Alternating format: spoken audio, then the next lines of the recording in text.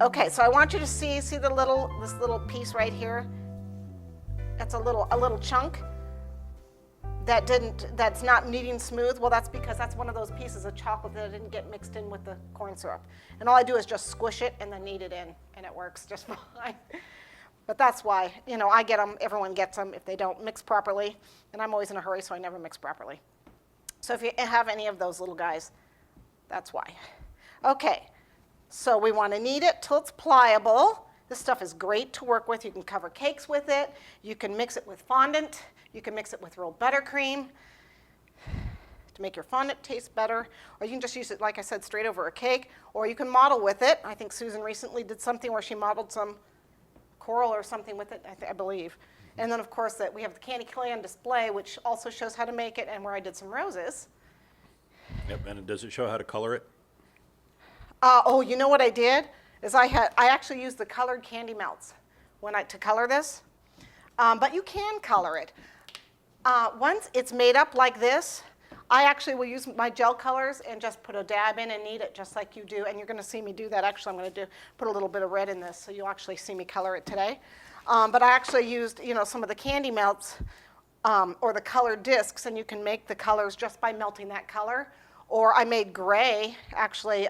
This gray, I took some of the black, some of the white, and just mixed the two clays together, just like this, and mixed them up. But you could take the white discs, add like 3 or 4 black discs to it, and melt it, and make gray that way. So you can do it before you melt it. You can do it after you've already got the clay. You can do it with your gel colors. Very versatile.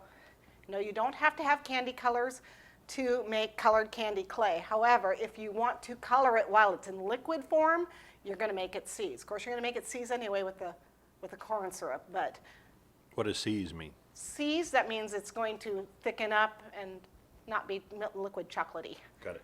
Thank you. Okay, so here I have it. And we're going to start with our little mice. So what I do is I'm just going to grab a chunk, and I'm going to roll it into a ball as best I can. Let me see the size of your chunk. Well, I'm going to make it smaller in a second, but I will show you the size of my chunk. Okay. Like this. Yeah, it's like a giant, it's like a little smaller than a tennis ball. Got it. And it might be a little bit big. And I can't roll a ball very well. So my modeling is a little unique. Just press lightly as you roll to try and get all the creases out. And then turn your hands sideways to make that cone. Try and roll it between your palms like that. Okay, if you have to, you can roll it on the side of the counter. Like that. Okay. And that's a little chunky. He's kind of a big guy, so I'm going to actually make it a little bit smaller. So I'm trying to see the size of my mice to sit on here. We don't want him too big. He's a mouse, not a rat. Okay. Can I ask a quick question? Yes. What's the shelf life of candy clay? It lasts a long time. I have mine, just wrap it up in a plastic wrap, stick it in a Ziploc, or if you've got like one of those food saver things. It lasts, I don't know. What's going to happen is it'll just dry out. It doesn't like get moldy or anything. It just gets dry and crumbly like fondant. So 6 months to a year, that's how long I've had some of mine. Wow. So, but it gets dry and crumbly after a while, and then you really can't use it anymore. Okay, so what I've done is just made my little pear shape here for his little tummy, right? Okay. Okay. And we need to do another one. We need to do the little girl. Little girl is kind of pear-shaped with bumps on the top. And there you have it. Okay. She has a figure. Okay. She's an hourglass shape. Thank you. Okay. That's what I need. Hourglass. So just Rita's got a quick question. Sure. And how do you keep it from getting so greasy?